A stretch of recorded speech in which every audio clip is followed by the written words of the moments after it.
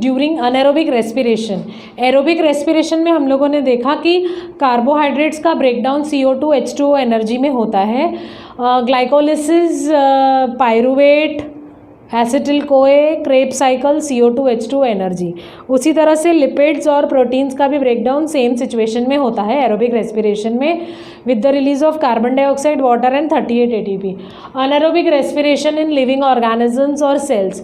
बहुत बार living organisms में, बहुत सारे लिविंग ऑर्गेनिजम्स में अनएरोबिक रेस्पिरेशन होता है क्योंकि उनको ऑक्सीजन की रिक्वायरमेंट नहीं होती। तो होता क्या है बेटा, सेम चीज़ होगी, ग्लूकोज ग्लाइकोलिसिस पायरुविक एसिड, ये प्रोसेस, ये जो स्टेप है ये वाला इतना, it is common to aerobic and anaerobic. ये कॉमन है एरोबिक अनएरोबिक, क्योंकि ये कहाँ होता है बेटा, साइटोप्लाज्म में होता है।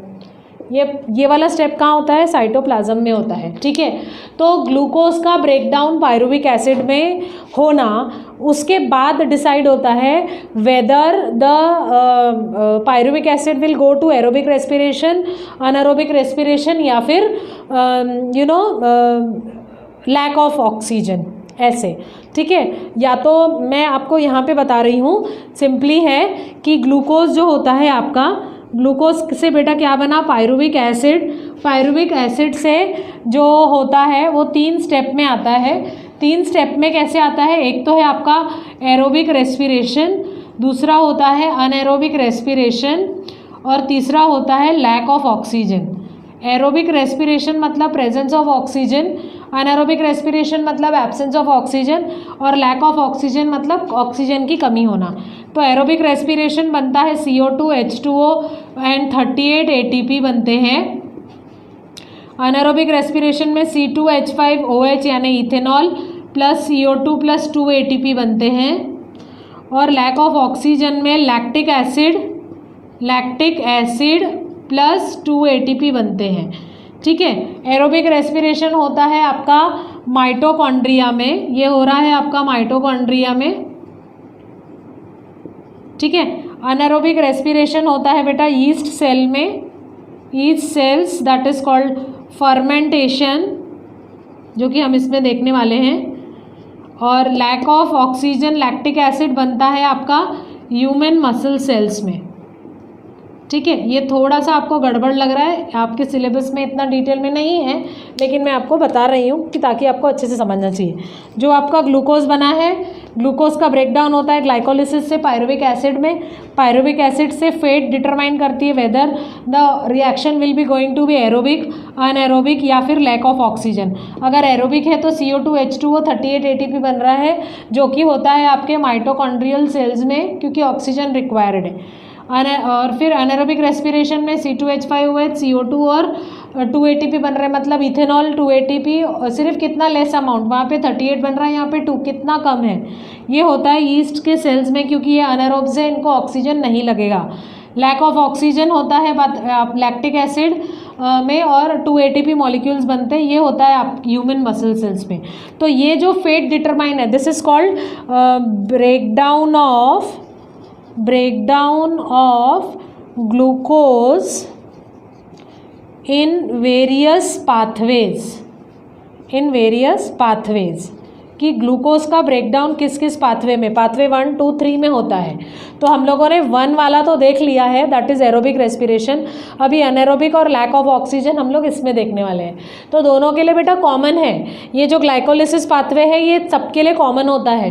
Glycolysis pyruvic acid, glucose glycolysis pyruvic acid, ये कॉमन होता है, जो कि साइटोप्लाज्म में होता है।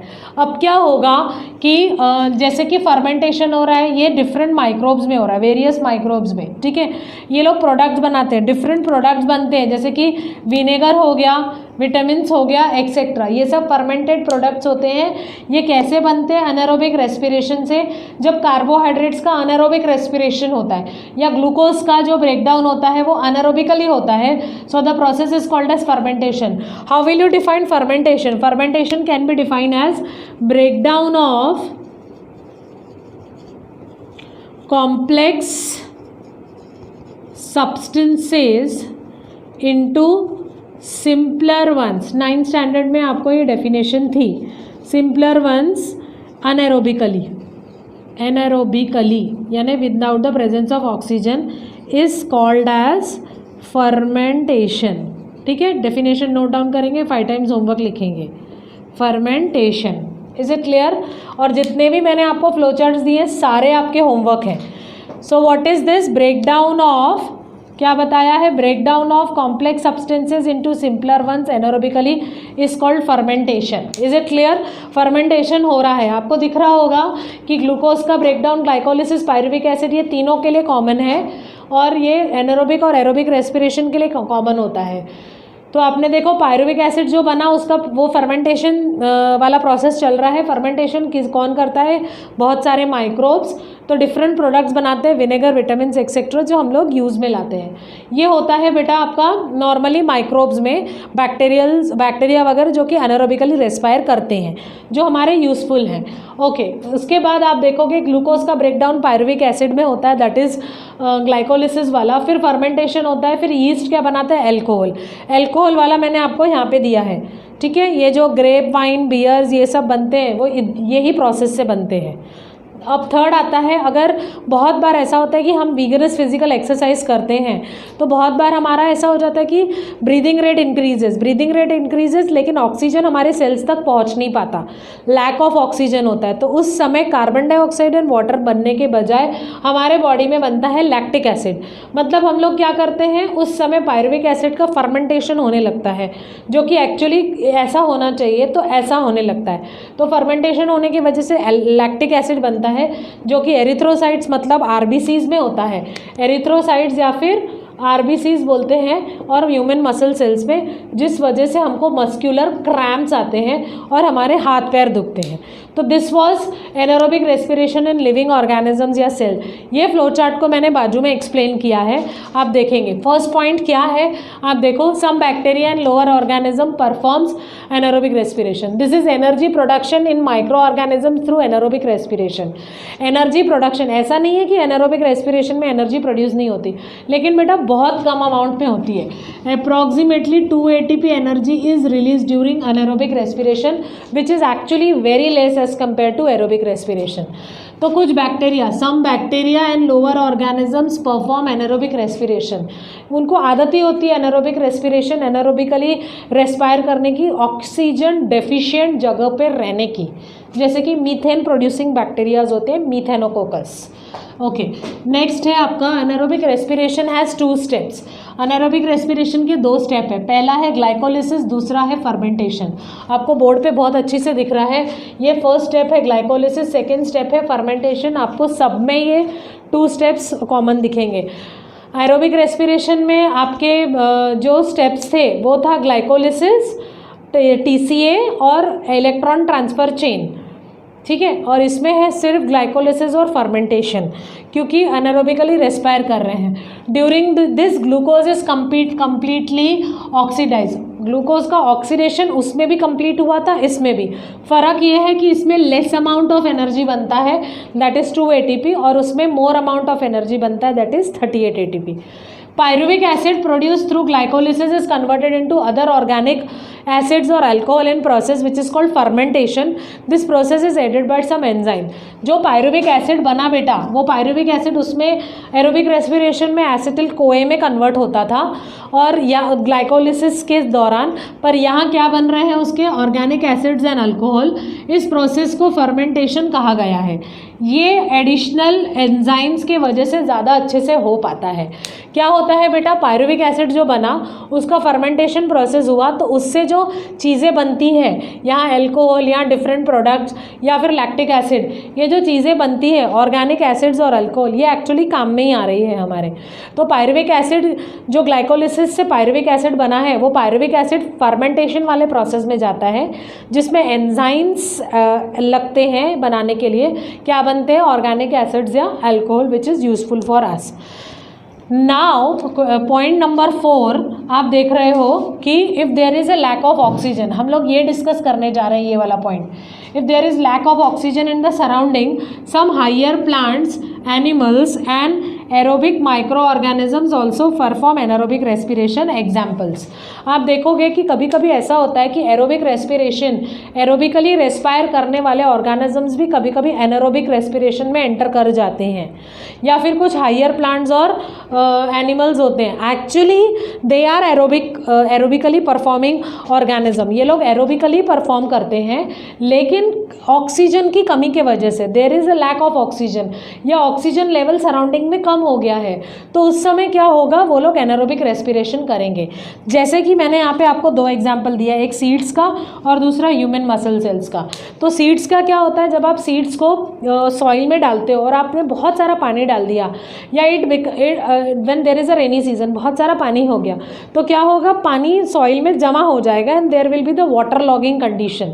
तो वाटर लॉगिंग कंडीशन में क्या होगा, सीड्स का दम घुटने लगेगा, वहाँ पानी पानी हो जाएगा, उनकी जो एयर स्पेसेस है जिससे वो लोग ऑक्सीजन कार्बन डाइऑक्साइड एक्सचेंज करते हैं, तो उस समय क्या हो रहा है, वहाँ पे पानी पूरा भर गया, तो बहुत ज़्यादा वाटर लॉगिंग कंडीशन के लिए उनको घुटन होने लगेंगे और उनका जर्मिनेशन नहीं होगा और वो सीड डाई हो जाएंगे या फिर अनएरोबिकली रेस्पायर करेंगे। तो एनारोबिक रेस्पायर करने के वजह से वो लोग फर्मेंटेशन प्रोसेस में चले जाएंगे, तो वो जर्मिनेट भी अच्छे से नहीं हो पाएंगे। सेकेंड आता है ह्यूमन मसल सेल्स, जो मैंने आपको एक्सप्लेन किया अभी, कि जब हम विगरस फिजिकल एक्सरसाइज करते हैं, तो विगरस फिजिकल एक्सरसाइज करते समय हमारे बॉडी में जितना हम लोग ब्रीथ फास्टर करते हैं, तो उससे क्या होता है, ब्लड सर्कुलेशन ज़्यादा हो रहा है, तो ऑक्सीजन भी हमको ज़्यादा चाहिए। तो ऑक्सीजन ज़्यादा न मिलने के कारण क्या होगा बेटा, हम लोग एनारोबिकली रेस्पायर करेंगे, और एनारोबिकली रेस्पायर करने की वजह से हमारे बॉडी में CO2 H2O न बनने के बजाय क्या बन रहा है, लैक्टिक एसिड। लैक्टिक एसिड जाके हमारे मसल्स में और जॉइंट्स में जमा हो जाएगा, और फिर हमारे हाथ पैर दुखते हैं, दर्द होता है और मस्कुलर क्रैम्प्स होते हैं। तो ये आपने देखा कि जब लिविंग ऑर्गेनिजम्स भी एनारोबिकली रेस्पायर करते हैं तो क्या होता है। ये फ्लो चार्ट आपका होमवर्क है, इसके पहले वाला भी फ्लो चार्ट आपका होमवर्क था, 2 टाइम्स ड्रॉ करना है। आपको ये देखना है कि कैसे एनारोबिकली रेस्पायर किया गया, क्या क्या होता है। एनारोबिक रेस्पिरेशन के 2 पार्ट्स होते हैं, आपने देखा ग्लाइकोलिसिस और फर्मेंटेशन। ग्लाइकोलिसिस हम लोग बहुत पहले डिस्कस कर चुके हैं। फर्मेंटेशन प्रोसेस में क्या होता है, पायरुविक एसिड का फर्मेंटेशन होता है, तो बहुत सारे माइक्रोब्स में तो डिफरेंट प्रोडक्ट्स बनते हैं। वही पायरुविक एसिड का फर्मेंटेशन होता है यीस्ट में, तो अल्कोहल बनता है। फर्मेंटेशन की डेफिनेशन देखिए हमने, breakdown of complex substances into simpler ones. वही पायरुविक एसिड अगर एरोबिक ऑर्गेनिजम्स में हो रहा है फर्मेंटेशन प्रोसेस, तो लैक्टिक एसिड्स बनता है मसल सेल्स में, जिस वजह से क्रैम्प्स आते हैं। ठीक है, ये भी आप एक रफली आप ये वाला ब्रेकडाउन ऑफ ग्लूकोज का पाथवे अपनी नोटबुक में ड्रॉ कर लेंगे। ठीक है, इसके बाद हम लोग देखने वाले हैं कि एनर्जी बाकी न्यूट्रिएंट्स से हमको कैसे मिलती है। लोगों ने अब तक एनारोबिक और एरोबिक रेस्पिरेशन देखा, उससे रिलेटेड मेरे पास 2 क्वेश्चंस हैं जो कि आपके टेक्स्ट बुक नंबर 16 में पूछे गए हैं, कैन यू रिकॉल में। ठीक है, तो क्वेश्चन नंबर 1 है, which type of cellular respiration perform complete oxidation of glucose. आपने एरोबिक भी पढ़ा और एनारोबिक भी पढ़ा, तो आप क्या बोलोगे, कंप्लीट ऑक्सीडेशन ऑफ ग्लूकोज किस में हुआ है, एग्जैक्टली द एरोबिक रेस्पिरेशन और cellular respiration in presence of oxygen performs complete oxidation of glucose. Glucose का कंप्लीट ऑक्सीडेशन कब होता है बेटा, जब उसमें CO2 और H2O प्लस 38 ATP बनते हैं, तब हम बोलेंगे कि ग्लूकोज का कंप्लीट ऑक्सीडेशन हुआ है। और ये फाइनल प्रोडक्ट किस में बनता है, तो एरोबिक रेस्पिरेशन में। ठीक है, तो जब भी आप डिफरेंस बिटवीन एरोबिक रेस्पिरेशन और अनएरोबिक रेस्पिरेशन लिखेंगे, तो आप क्या लिखोगे बेटा, कि aerobic respiration occurs in presence of oxygen, anaerobic respiration occurs in absence of oxygen. Aerobic respiration में फुल अमाउंट ऑफ या more amount of energy is produce, that is 38 ATP। Very less amount of energy is produced in anaerobic respiration, that is 2 ATP। Aerobic respiration के bye final products हैं CO2 H2O और 38 ATP, और anaerobic respiration के final products हैं आपके ethanol, carbon dioxide और lactic acid और different products like vinegar, vitamin etcetera, fermented products, and only 2 ATP energy is produced. ठीक है, और इसमें लिखोगे finally last 4th point aerobic respiration में, कंप्लीट ब्रेकडाउन ऑफ ग्लूकोज या complete breakdown of food takes place in aerobic respiration, and incomplete या partial breakdown of food takes place in anaerobic respiration. ठीक है, तो मैंने आपको डिफरेंस बिटवीन भी बता दिया एरोबिक और एनारोबिक रेस्पिरेशन का, और यहाँ पे ये भी चीज़ बता दी कि एरोबिक रेस्पिरेशन में कंप्लीट ऑक्सीडेशन ऑफ ग्लूकोज होता है, क्योंकि उसमें ये वाले प्रोडक्ट्स बनते हैं, इसी का मतलब है कि कंप्लीट ऑक्सीडेशन हुआ है। सेकेंड क्वेश्चन आपको पूछा जा रहा है, which cell organelle is necessary for complete oxidation of glucose. किस सेल ऑर्गेनेल में होता है, तो माइटोकॉन्ड्रिया। माइटोकॉन्ड्रिया में होता है, ये जो हम लोगों ने देखा कि एरोबिक, क्यों mitochondria, that is the reason it is called power house of the cell, is necessary for complete oxidation of glucose. क्योंकि बेटा ग्लाइकोलिसिस जो है वो तो दोनों के लिए कॉमन है, एरोबिक एनारोबिक रेस्पिरेशन के लिए, तो वो होता है साइटोप्लाज्म में। बाकी ये जो दो होते हैं आपके फर्मेंटेशन और ये वाले, ये तो मसल सेल्स में हो रहा है, और ये होता है आपका साइटोप्लाज्म में ही कंटिन्यू। ये जो दो चीज़ें होती है वो साइटोप्लाज्म में कंटिन्यू होती है, या मसल सेल्स में या आरबीसीज में होता है। तो सेल का ऐसा कौन सा ऑर्गेनेल है जिसमें कि कंप्लीट ऑक्सीडेशन ऑफ फूड होता है। कंप्लीट ऑक्सीडेशन होना ही एरोबिक कहलाता है, और एरोबिक रेस्पिरेशन कहाँ होता है, तो माइटोकॉन्ड्रिया में। ठीक है, हमने देखा एरोबिक और अनएरोबिक रेस्पिरेशन से कैसे ब्रेकडाउन होता है ग्लूकोज, प्रोटीन्स, फैट्स का। ठीक है, और एनर्जी कैसे प्रोडक्शन होती है। अब हम लोग देखने जा रहे हैं energy from different foods components. हमारे फूड कंपोनेंट्स बेसिकली बेटा कौन से होते हैं, that is carbohydrate, proteins and fats. ठीक है, तो अब हम लोग पढ़ने जा रहे हैं कि कार्बोहाइड्रेट्स का कन्वर्शन किस में होता है, प्रोटीन्स का कन्वर्शन किस में होता है, और फैट्स का कन्वर्शन किस में होता है। ठीक है, तो जैसे दिया है कार्बोहाइड्रेट्स के बारे में, carbohydrates which are not utilised are stored in liver and muscles in the form of glycogen. Carbohydrates बेटा क्या होते हैं, जैसे कि ग्लूकोज, जितने हमारे को लग रहा है, जितना ग्लूकोज हमारी बॉडी को लगता है फॉर एनर्जी प्रोडक्शन, वो उतना ही होता है और उतना ही लगेगा। जो एक्स्ट्रा ग्लूकोज है वो स्टोर होता है हमारे लीवर और मसल्स में in the form of glycogen. Glucose जाके लीवर और मसल्स में in the form of glycogen store होता है। जिस तरह से प्लांट की बॉडी में जितना ग्लूकोज लगता है उतना ही रहता है, और बाकी जाके स्टोर होता है स्टार्च के फॉर्म में। ठीक है बेटा, तो क्या बताया मैंने, कार्बोहाइड्रेट जो हमारी बॉडी में यूटिलाइज नहीं होता है वो ग्लाइकोजन के फॉर्म में लीवर और मसल्स में स्टोर होता है। फिर जब उनकी ज़रूरत होती है हमको, ठीक है, when a vigorous physical exercise या फिर फास्टिंग या स्टारवेशन के समय, तो वो ग्लाइकोजन फिर ग्लूकोज में कन्वर्ट होता है और फिर वो हमको एनर्जी देता है। ठीक है, then proteins are form by amino acids which are held by peptide bonds. ठीक है, बहुत सारे अमीनो एसिड्स ऐसे पेप्टाइड बॉन्ड से जुड़े होते हैं जो कि एक प्रोटीन बनाते हैं। Therefore it is called as macromolecule. It is called as मतलब इट बोले तो protein, protein is called as macromolecule. Macro का मतलब होता है बड़ा, बड़ा मॉलिक्यूल कहलाता है। क्यों बड़ा मॉलिक्यूल कहलाता है, क्योंकि ये बहुत सारे अमीनो एसिड से बना हुआ है और एक लॉन्ग पॉलीपेप्टाइड चेन होती है। When proteins are digested, they are converted back into amino acids. जब प्रोटीन्स डाइजेस्ट होते हैं तो वापस उनका कन्वर्शन किस में होता है बेटा, अमीनो एसिड में। ठीक है, अमीनो एसिड से प्रोटीन्स बनते हैं, प्रोटीन्स फिर बैकली ब्रोकन डाउन होते हैं अमीनो एसिड में। अमीनो एसिड मिलकर प्रोटीन्स बनाते हैं, प्रोटीन्स ब्रेक डाउन होकर अमीनो एसिड बनते हैं। ठीक है, now amino acids are absorbed, amino acids are absorbed into the blood circulation and transported to every cell. यही अमीनो एसिड ब्लड लेके जाता है सारे सेल्स के पास और फिर वो एब्जॉर्ब होते हैं अमीनो एसिड्स ताकि एनर्जी मिल सके। Because carbohydrates are broken down into glucose, proteins are broken down into amino acids and fats are broken down into fatty acids for the energy production. ठीक है, तो क्या बताया आपको, कार्बोहाइड्रेट जो है एक्स्ट्रा कार्बोहाइड्रेट ग्लूकोज वो ग्लाइकोजन के फॉर्म में स्टोर होता है लीवर और मसल्स में।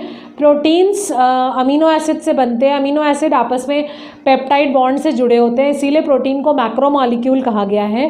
प्रोटीन्स ब्रेक डाउन होते हैं अमीनो एसिड में और अमीनो एसिड्स ज्वाइन होते हैं प्रोटीन्स बनाने के लिए, और अमीनो एसिड्स जो बने ब्रेक डाउन होकर प्रोटीन्स के अमीनो एसिड जो बने वो एवरी सेल के पास पहुँचते हैं with the help of blood. As per the type of the cell, the amino acids are again used for making proteins that are required by the body. किस type का cell है, ज़्यादा energy लग रही है उसको या फिर उसको इतनी अमीनो एसिड्स की ज़रूरत नहीं है। Depending upon the type of the cell वापस अमीनो एसिड जुड़ते हैं और प्रोटीन्स बनाते हैं और फिर वो प्रोटीन्स बनाते हैं that are required by the body, because proteins are required for wear and tear of the cells and muscles बनाने के लिए प्रोटीन्स लगते हैं। प्रोटीन जब ब्रेक डाउन होते हैं अमीनो एसिड, तो अमीनो एसिड से एनर्जी मिलेगी हमको, और प्रोटीन्स इन टर्न हमको क्यों लगेंगे, ताकि हमारे मसल्स बिल्डअप हो और हमारा सेल का वियर और टीयर जो है वो नॉर्मली चलता रहे। ठीक है, तो depending upon the type of cell, तो इसके बारे में डिफरेंट टाइप्स के प्रोटीन्स मैं आपको एक टेब्यूलर फॉर्म में दे रही हूँ। उसके पहले हम लोग प्रोटीन्स का कंसेप्ट क्लियर कर लेते हैं। प्रोटीन्स के बारे में क्या बताया कि depending on the type of the cell कैसा है उस टाइप वो उस हिसाब से प्रोटीन का रिक्वायरमेंट होता है। जिस टाइप का सेल होता है, मान लो कोई टाइप का सेल है, मसल सेल है, तो उनको जो प्रोटीन्स चाहिए वो वहाँ पे प्रोटीन्स रहेंगे, क्योंकि वो प्रोटीन्स के कारण वो लोग मूवमेंट दिखाते हैं, they have a contractile proteins. और दूसरे जो सेल्स हैं उनको एनर्जी चाहिए, तो वो प्रोटीन्स का ब्रेकडाउन अमीनो एसिड में होगा। Next, proteins of animal energy are considered to as first class proteins. Animals से मिलने वाले proteins of animal origin, animals से मिलने वाले प्रोटीन फर्स्ट क्लास प्रोटीन कहलाते हैं और प्लांट से मिलने वाले सेकेंड क्लास प्रोटीन कहलाते हैं। Each gram of protein contains 4 kilo calorie of energy, यानी 1 ग्राम प्रोटीन जो होता है वो कितनी एनर्जी देता है, 4 kilo calorie, 4 kilo calorie energy देता है। ठीक है, इज इट क्लियर? यानी 4 kilo calorie energy is obtain from 1 gram of protein. Okay, this is the concept. ऐसा same which is equivalent to energy obtain from carbohydrates. इसका मतलब है carbohydrates खाओ या प्रोटीन्स खाओ, आपको एनर्जी सेम मिलनी है, बट प्रोटीन में ये फ़र्क है कि वो आपके मसल्स बिल्डअप करेगा। ठीक है, तो प्रोटीन जो एनिमल ओरिजिन से मिलते हैं वो फर्स्ट क्लास प्रोटीन्स होते हैं, और 1 ग्राम ऑफ प्रोटीन में क्या होते हैं बेटा, 4 किलो कैलोरी एनर्जी होती है। ठीक है, if protein intake is more than required it does not result in storage of amino acids in the body, they are broken down forming ammonia which is then eliminated from the body.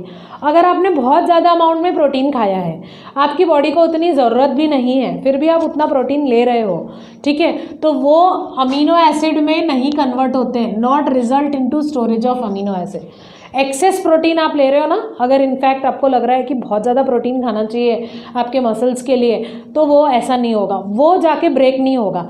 वो protein amino acid में ना बन के क्या बनाएगा बेटा आपके body में, अमोनिया, जो कि नाइट्रोजनस वेस्ट है, जो कि नाइट्रोजनस वेस्ट होता है।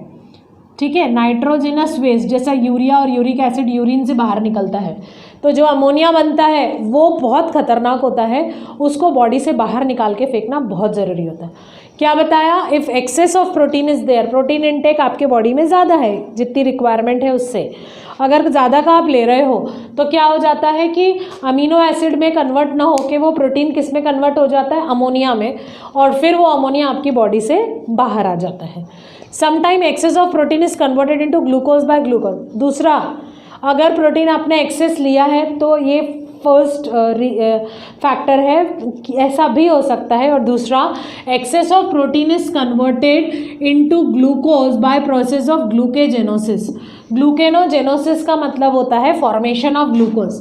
This is the process of forming glucose या फॉर्मेशन ऑफ ग्लूकोज। ग्लूकोज का बॉडी में बनना कहलाता है ग्लूकेनोजेनेसिस। ठीक है, कभी कभी एक्सेस प्रोटीन आपके बॉडी में होता है, और एक्सेस प्रोटीन से क्या होता है बेटा, वो एक्सेस प्रोटीन ग्लूकोज में कन्वर्ट हो जाता है, मतलब कार्बोहाइड्रेट में, by the process of gluconeogenesis. Concept clear है? ठीक है। Plants by themselves can produce the necessary amino acids from minerals and then also different proteins. Plants खुद की बॉडी में डिफरेंट अमीनो एसिड्स भी बनाते हैं, ठीक है, और मिनरल्स से उनके डिफरेंट अमीनो एसिड्स बनते हैं, and then also from different proteins. उनके वो खुद they are capable, plants are capable of forming amino acids from the minerals as well as different proteins, और उनके प्रोटीन पे हम लोग डिपेंड करते हैं, ठीक है। एंड हमसे जो प्रोटीन बनेगा वो फर्स्ट क्लास प्रोटीन होगा, और हम लोगों को मिल किससे रहा है प्रोटीन का सोर्स, प्लांट्स से। Most abundant protein found in the nature is an enzyme Rubisco. Which is found in the plant chloroplast. सबसे ज़्यादा अबंडेंट प्रोटीन होता है, most abundant protein found in the nature is an enzyme Rubisco. ये enzyme है जो कि हमारे body में कैटलिस्ट करके काम करता है, प्लांट के क्लोरोप्लास्ट में मिलता है। अगर आप ये प्रोटीन लो तो सबसे ज़्यादा अबंडेंट प्रोटीन मतलब सबसे ज़्यादा, मोर अमाउंट में, बहुत ज़्यादा। अबंडेंट का मतलब होता है मोर अमाउंट में, मोर अमाउंट, कुछ भी चीज़ अगर बहुत ज़्यादा मिल रही है तो उसको अबंडेंट कहा जाता है। So the more amount of protein which is found in the nature is the enzyme Rubisco, जो कि प्लांट के क्लोरोप्लास्ट में होता है। ठीक है बेटा, आपको क्या बताया मैंने इस वीडियो में या इस पार्ट में हमने क्या पढ़ा है कि एक्सेस कार्बोहाइड्रेट जो होते हैं वो ग्लूकोज जो होता है वो एक्स्ट्रा ग्लूकोज स्टोर होता है लीवर और मसल्स में in the form of glycogen. उसके बाद प्रोटीन्स बनते हैं अमीनो एसिड्स के पेप्टाइड बॉन्ड्स के through, that is called as polypeptide chain, और फिर वही प्रोटीन जो होते हैं वो ब्रेक डाउन होते हैं अमीनो एसिड्स में। इस तरह से प्रोसेस चलता रहता है। ठीक है, फिर अमीनो एसिड्स जो बने वो ब्लड सर्कुलेशन के थ्रू हमारे हर सेल में एंटर करते हैं। उसके बाद आपको दिख रहा है कि as per the type of the cell, क्या टाइप है सेल का, उस हिसाब से आपको लगता है कि आपको प्रोटीन लगेंगे या अमीनो एसिड। उसके बाद ये होता है कि प्रोटीन जो एनिमल ओरिजिन से मिलता है वो फर्स्ट क्लास प्रोटीन कहलाता है। 1 gram of protein releases 4 kilo calorie of energy which is equivalent to carbohydrates. अगर आपके बॉडी में प्रोटीन इंटेक ज़्यादा है तो आपका वो प्रोटीन अमीनो एसिड में कन्वर्ट न होके अमोनिया में कन्वर्ट होता है, जो कि नाइट्रोजनस वेस्ट है जो आपकी बॉडी से बाहर आ जाता है।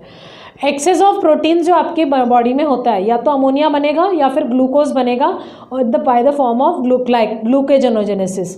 बाद में प्लांट्स केपेबल है अपना प्रोटीन्स खुद बनाने के लिए with the help of minerals and different proteins. And finally most abundant protein found in nature is Rubisco. अब हम आगे देखने वाले हैं कि डिफरेंट टाइप के प्रोटीन्स कहाँ कहाँ मिलते हैं और लिपिड्स के बारे में। स्टूडेंट्स, हम लोगों ने अब देखा कि कार्बोहाइड्रेट्स, प्रोटीन्स ये एक्सेस होते हैं तो कहाँ स्टोर होते हैं और कैसे स्टोर होते हैं। अब हम देखने जा रहे हैं कि different proteins, these are the name of the proteins, which protein where it is located. ठीक है, आपके स्किन में, बेटा स्किन में कौन से प्रोटीन्स होते हैं, केराटिन और मेलानिन। ठीक है, स्किन का कलर जो आपका आता है काला गोरा, वो वहाँ से आता है मेलानिन से, और केराटिन ये आपके स्किन के हेयर्स में होता है। बोन्स में भी एक प्रोटीन होता है सो कॉल्ड एज ओसिन।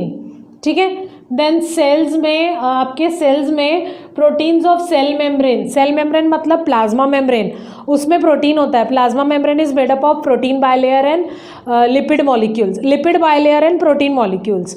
तो उसमें जो प्रोटीन्स रहेंगे उसके अलावा डिफरेंट एंजाइम जो रहेंगे वो भी आपके सेल्स में रहेंगे, जो कि बायोकैटलिस्ट का काम करते हैं। आपके पैनक्रियाज जो होते हैं वो एंजाइम सिक्रीट करते हैं इंसुलिन, जो कि डायबिटीज़ के लिए यूज़, यानी जो कि हमारा ब्लड शुगर लेवल मेंटेन करता है। अगर इंसुलिन हमारे बॉडी में बैलेंस नहीं है तो हमको डायबिटीज़ हो सकती है। देन ट्रिप्सिन नाम का भी प्रोटीन हमारा पैनक्रियाज जो है वो एक्सक्रीट या फिर सिक्रीट करता है for the digestion of proteins. Then pituitary gland is called the master gland, जो कि बहुत सारे हार्मोन प्रोड्यूस करता है, different hormones, and hormones are protein in nature. ठीक है, हार्मोन्स ये क्या है, प्रोटीन्स ही हैं आपके बॉडी में। देन मसल्स हैं आपके बॉडी के। ठीक है, मसल्स में आप देखो फ्लेक्सिबल प्रोटीन रहेंगे, actin and myosin. These are the flexible protein which causes contraction and relaxation. आप ऐसा कॉन्ट्रैक्ट रिलैक्स कर रहे हो तो ये because of these two proteins हैं, एक कॉन्ट्रैक्शन लाता है, एक रिलैक्सेशन लाता है। आपके ब्लड में 2 टाइप के प्रोटीन्स हैं, iron pigment called as haemoglobin, जो कि आरबीसीज में होता है, which is an oxygen carrier, and आपके बॉडी में एंटीबॉडीज़ जो कि डब्ल्यूबीसीज में प्रोड्यूस होते हैं, एंटीबॉडीज़ जो कि डब्ल्यूबीसीज, वाइट ब्लड कॉर्पसल्स, जो कि फाइटर्स करके काम करते हैं, हमारे पैथोजेंस को मार भगाते हैं। और आरबीसीज में होते हैं आपके हीमोग्लोबिन। ठीक है, आरबीसीज में हीमोग्लोबिन होता है और डब्ल्यूबीसीज में एंटीबॉडीज़ होते हैं। क्या बताया, प्रोटीन नंबर 1 केराटिन और मेलानिन होते हैं स्किन में, ओसिन होता है बोन्स में, प्रोटीन जो सेल मेम्ब्रेन और डिफरेंट एंजाइम्स है वो सेल्स में मिलते हैं। पैनक्रिया सिक्रीट करता है इंसुलिन और trypsin. Then pituitary gland is called a master gland, जो कि बहुत सारे हार्मोन सिक्रीट करता है, and hormones are protein in nature. Muscles आपके सिक्रीट करते हैं एक्टिन और मायोसिन, और ब्लड में आपका होता है जो कि आपके ब्लड को रेड कलर देता है, that is haemoglobin iron pigment, और which is an oxygen carrier, it carries oxygen to different parts of the body. And antibodies जो कि WBC सिक्रीट करते हैं against the pathogens to kill the germs. तो इस तरह से हम लोगों ने देखा कि बहुत सारे प्रोटीन्स और उनकी लोकेशन क्या है। अब बढ़ते हैं हम लोग इस पार्ट में जहाँ पे हमको लिपिड्स के बारे में बताया जाएगा। कार्बोहाइड्रेट्स और प्रोटीन्स तो हम लोगों ने देख लिया, अब हम देखने जा रहे हैं लिपिड्स के बारे में। ठीक है, लिपिड्स जिसको हम फैट्स भी कहते हैं। आपके टेक्स्ट बुक पेज नंबर 16 पे एक क्वेश्चन पूछा गया है, from where do we obtain the lipids. Lipids बेटा कहाँ से मिलते हैं? लिपिड्स या फैट्स आपको मिलते हैं ऑयल से, जो आप नॉर्मली तेल खाते हो। ठीक है, देन आपको वो मिलता है बटर, घी से। ठीक है, बटर जो आपका अमूल बटर या घर में हम लोग जो मक्खन निकालते हैं वो भी घी, यू नो दैट घी मलाई से निकलता है जो। देन उसके बाद मार्गरीन, ये भी एक कंटेंट है, डालडा जिसको बोलते हैं। मार्गरीन मतलब डालडा होता है, इसको नॉर्मली डालडा के नाम से पहचाना जाता है। देन होता है टैलो, ये एक प्रकार का ऑयल या फिर फैट कंटेंट वाला ही चीज़ होता है। और ऑयल सीड्स, जितने भी ऑयल सीड्स है, सीसेम, देन तिल, मस्टर्ड, सनफ्लावर, सोयाबीन, ये सारे ऑयल सीड्स हैं। ग्राउंडनट, इन सब से ऑयल निकलता है। तो ये सारे आपको क्या देते हैं बेटा? लिपिड्स देते हैं। ठीक है, ये आपको क्या देते हैं बेटा? लिपिड्स यानी कि फैट्स। ठीक है, चलो देखते हैं लिपिड्स के बारे में। Lipids are formed of fatty acids and alcohol. Lipids किससे बनता है? Fatty acids and alcohol. यहाँ पे अगर अल्कोहल बोलें तो C2H5OH नहीं, यहाँ पे हम लोग ग्लीसरॉल बोलते हैं, glycerol. Lipids are made up of fatty acids and glycerol, या फिर lipids are broken down into fatty acids and glycerol which have specific bond between them. जिस तरह से प्रोटीन्स के लिए अमीनो एसिड के पेप्टाइड बॉन्ड्स होते हैं, उसी तरह से लिपिड्स के भी जो लिपिड्स फॉर्मेशन होता है उनके बीच में भी बॉन्ड्स होते हैं, फैटी एसिड्स और ग्लीसरॉल के बीच में। Lipids are converted into fatty acids and glycerol. वही है जैसे कि प्रोटीन को फॉर्म होने के लिए अमीनो एसिड लगता है और प्रोटीन ब्रेक भी अमीनो एसिड में होता है, वैसे ही आप देखो कि लिपिड्स को फॉर्म होने के लिए फैटी एसिड्स और ग्लिसरॉल लगता है, और लिपिड्स ब्रेक डाउन भी फैटी एसिड्स और अल्कोहल में होते हैं। ठीक है, absorb fatty acids are transported to all the cells through blood. वही है, absorb fatty acids are transported through the blood. Blood ही उसको ट्रांसपोर्ट करता है। जिस तरह से amino acids are transported to the different cells via blood, वैसे ही फैटी एसिड्स, इनफैक्ट ग्लूकोज भी ब्लड से ही ट्रांसफ़र होता है सेल्स में। तभी तो ब्लड को क्या कहा गया है बेटा? Circulating medium. ठीक है, या ट्रांसपोर्टिंग मीडियम। इसको फ्लूइड कनेक्टिव टिश्यू भी कहा गया है क्योंकि ये बहुत सारे ऑर्गन्स को कनेक्ट करता है। ठीक है, नाउ 11th पॉइंट देखने जा रहे हैं हम लोग फैटी एसिड्स के बारे में। Fatty acids produce different substances into different cells. अलग अलग सेल्स में फैटी एसिड्स क्या क्या सब्सटेंसेस प्रोड्यूस करता है, जैसे कि एग्जाम्पल है फॉस्फोलिपिड। ये फॉस्फोलिपिड का मतलब है फॉस्फरस लिपिड्स और प्रोटीन्स। ये क्या बनाता है? ये forms plasma membrane, that is cell membrane, outer covering of the cell which is made up of proteins and lipid bilayer. और आपके जो हार्मोन्स हैं, जैसे कि सेक्स हार्मोन्स हैं, जो प्रोजेस्टेरॉन, ईस्ट्रोजन, ये फीमेल सेक्स हार्मोन्स हैं।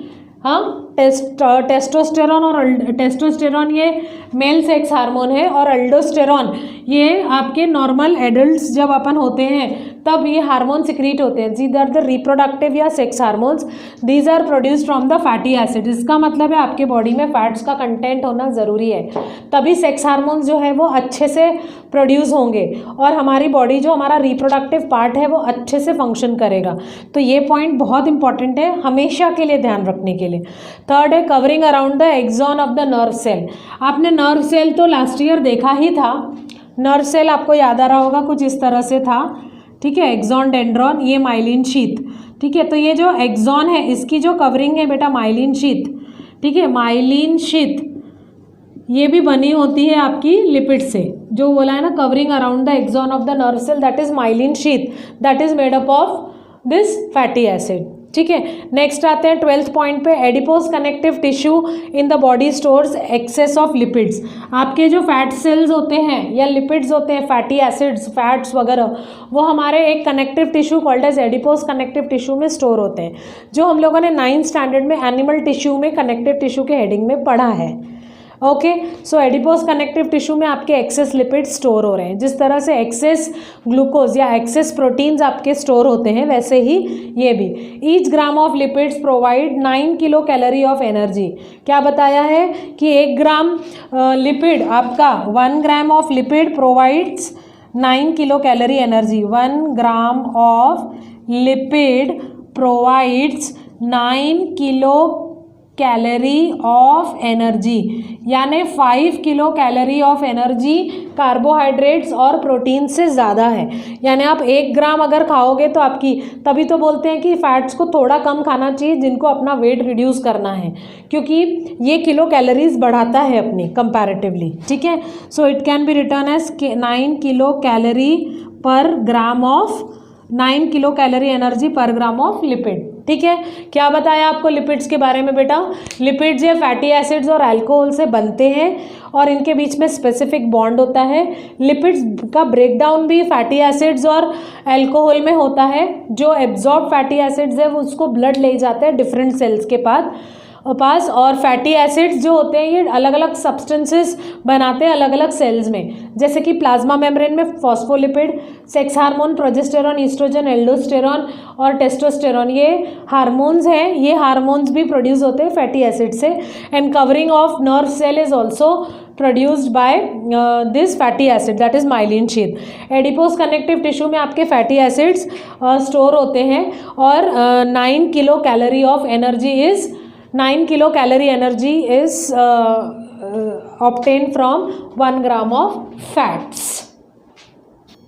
बेटा अब तक हम लोगों ने देखा कि कार्बोहाइड्रेट्स, प्रोटीन्स और लिपिड्स ये कितने इम्पॉर्टेंट है हमारी बॉडी के लिए, लेकिन हमारे न्यूट्रिएंट में मौजूद विटामिन्स और मिनरल्स भी हमारे लिए उतना ही इम्पोर्टेंस रखते हैं। क्योंकि मैंने चैप्टर की स्टार्टिंग में आपसे बैलेंस डाइट की बात की थी, तो बैलेंस डाइट में क्या होता है? Carbohydrates, fats, proteins, lipids, vitamins and minerals, even though water is also an essential nutrient. तो ये सारी चीज़ें मिलकर बैलेंस डाइट बनाती है और हमारे बॉडी का भी बैलेंस मेंटेन रखती है। तो अब हम देखने जा रहे हैं कि विटामिन्स और मिनरल्स का रोल क्या है। आपके टेक्स्ट बुक पेज नंबर 17 पे कैन यू रिकॉल के जगह थिंक ये चीज़ दी गई है और पूछा गया है कि many times you can not eat hot food due to inflammation और अल्सरेशन इन माउथ। कभी कभी मुंह में छाले होने के वजह से आप गर्म और तीखा खाना नहीं खा सकते हो, तो ऐसा क्यों होता है?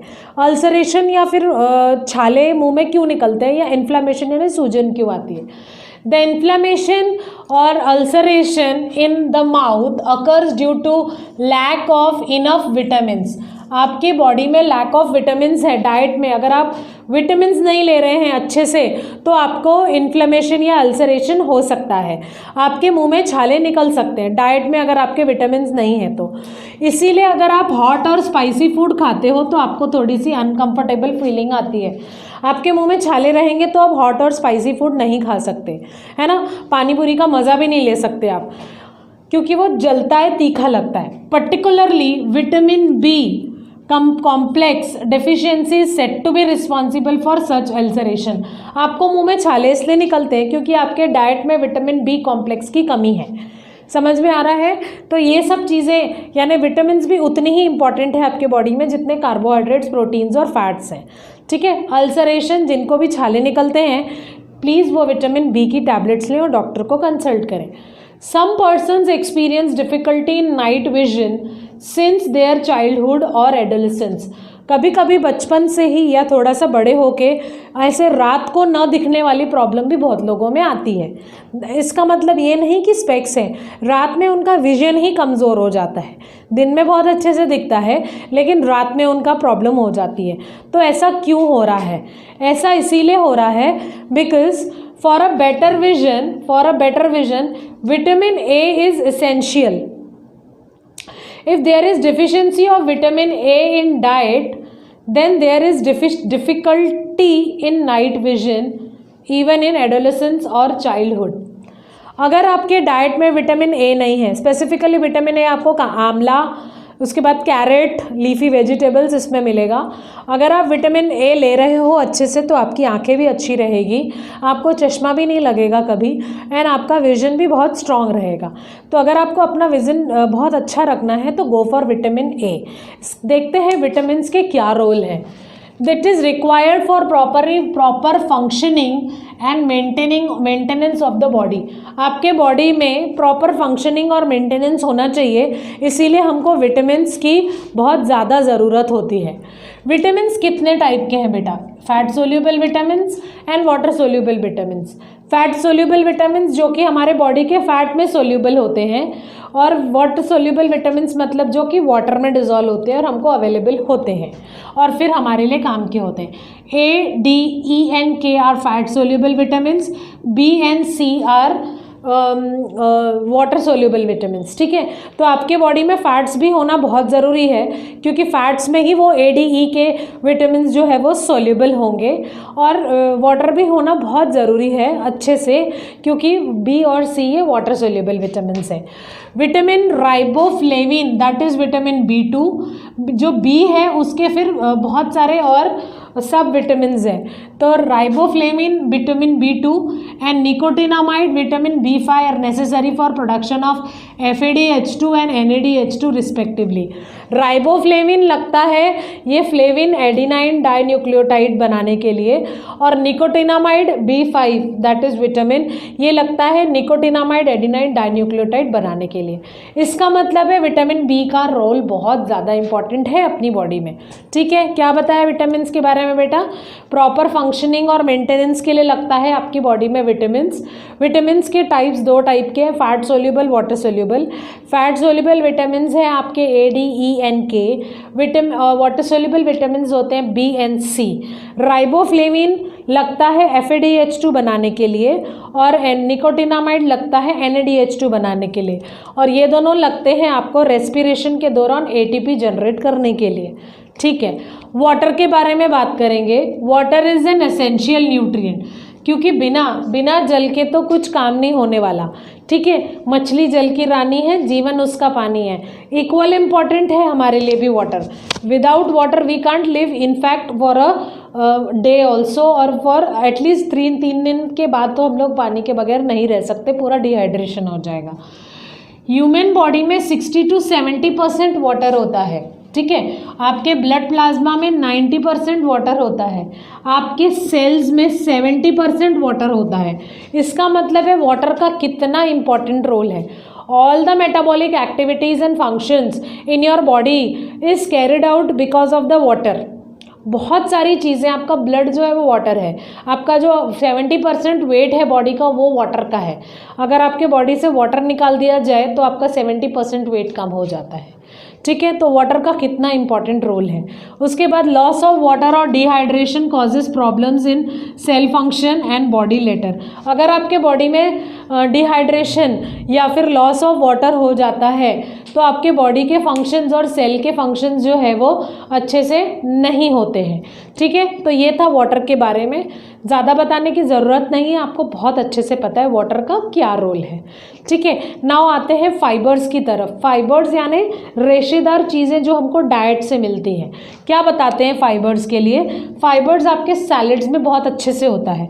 Can not be digested but help in digestion of other substances and egestion of excreta. Fibre sources are green leafy vegetables, fruits, cereals etcetera. Salads में भी बहुत अच्छे से होता है, इसीलिए हमेशा सैलेड्स बहुत अच्छे से खाना चाहिए। फाइबर्स क्या होते हैं बेटा? ये खुद डाइजेस्ट नहीं होते, ये जहाँ से हम लोग लेते हैं, मान लो लीफी वेजिटेबल्स, फ्रूट, सीरियल्स, इन सब से जो हम लोग लेते हैं ये खुद डाइजेस्ट नहीं होते, बल्कि ये दूसरी चीज़ें डाइजेस्ट करने में हेल्प करते हैं। और हमारे बोवेल एक्सक्रीशन, मतलब हम लोग जो इजेस्ट करते हैं, वेस्ट मैटर हमारे बॉडी से बाहर निकालते हैं इन द फॉर्म ऑफ फीकस, वो इजी डाइजेशन, इजी एक्सक्रीशन के लिए हमको हमारे डाइट में हमको फाइबर्स लेना चाहिए। ठीक है, तो ये था आपका विटामिन्स, वाटर और फाइबर्स के बारे में।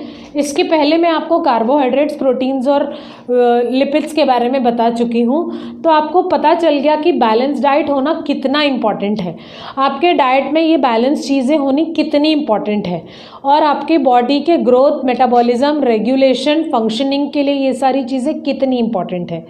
तो first part of life processes part 1 का फर्स्ट पार्ट आपका यहाँ ख़त्म होता है। हम लोग आगे मिलेंगे नेक्स्ट पार्ट में, वो रहेगा cell division, mitosis and meiosis, जो कि इक्वली इम्पॉर्टेंट है।